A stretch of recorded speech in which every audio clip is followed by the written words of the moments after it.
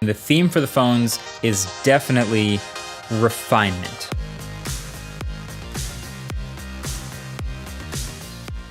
It is the ultimate kind of activity phone, the ultimate wearable phone, the phone that's in your pocket and is not cumbersome at all. Maybe it's also the vlogging / social media phone.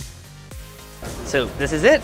And as you can see from this little bit of text, we have the Bora Purple Flip. You can already see how pretty it is. It's a bit stronger and more durable, so that's always good to see in a folding phone. So the hinge is a little bit more trim and still feels very sturdy to open and close. With software improvements, expect better looking photos like this one of my breakfast, where the Flip 4's photo punched up the colors more. I'm on the nice camera with a preview of what I'm recording. This is probably the best selfie camera in the market because the cover screen lets you use your main cameras for selfie. The most noticeable improvement year over year with this phone might actually be battery life. The battery also bumps up from 3,300 to 3,700 milliamp hours. Plus, it still fast charges up to 50% in 30 minutes.